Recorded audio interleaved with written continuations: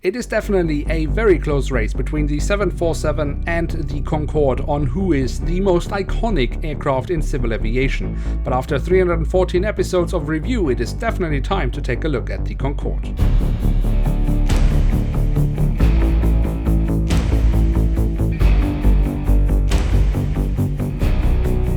And with that, welcome to a new episode of Review, where it is time for us to take a closer look at the Aérospatiale-BAC Concorde of British Airways. At the front of the box we have the cutout so we can get a glimpse of the aircraft model inside, and on top of the box we have the writing of British Airways. On the back side of the box we have, as this is a 2019 release from Herpa Wings, only one thing of interest, but that is however a really awesome image of the aircraft during takeoff.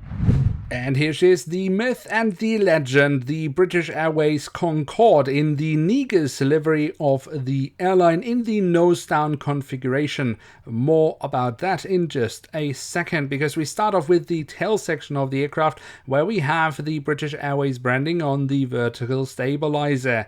The stabilizer is in fact really lovely and absolutely fantastically detailed.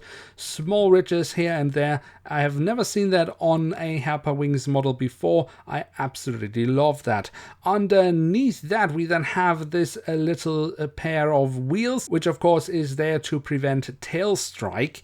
And of course we also have the full registration code of the aircraft on the fuselage. At the front of the aircraft we then have the writing of British and the British Airways logo used at the time. As mentioned, the aircraft here is in the nose-down configuration, as the aircraft would have been when it was on the ground in real life. And to answer your question right away, no, the nose cannot be moved, which is a good decision, because a movable nose would have made this model extremely fragile. But Herpa has made plenty of versions of the Concorde already, and all of them were with the nose-up configuration, so if you prefer that, there's definitely one out there for you. The jet engines of the aircraft are a really awesome highlight on this aircraft model. Herpa Wings has done a fantastic job with those.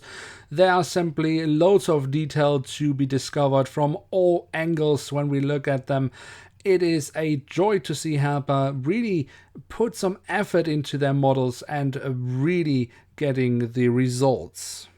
Above the wings we then find an emergency exit printed on. We have another one actually a little bit further down the fuselage, but that leads us to the delta-shaped wings of the Concorde. And also here Herpa has really made some massive improvements. Here on the top side we can see loads of markings all over the wing, and also the underside looks really nice with the full registration code of the aircraft once more. And Herpa has really done a great job also recreating the shape, not just the delta shape, but also that they are slightly curved. That looks really awesome. And then we should also quickly look at the landing gear, because I think that does also look rather decent. Here we can see the main landing gear underneath the wings, and of course the front landing gear. That has always fascinated me, how tall that thing is. So there we have it, the Aérospatiale-BAC Concorde of British Airways in the Negus livery. So what can we say about this aircraft model? Well, I am absolutely happy with it. Herpa has done a absolutely fantastic job with it. Herpa has done a great job with the print, and they have outdone themselves with the physical details. Especially the engines look fantastic in my opinion. Also the decision to make a 1:500 scale model of the Concorde in the nose-down configuration I really appreciate, because this is now allowing one to make a realistic display of the Concorde in, for example, an airport scenario, because the nose would be down in that scenario.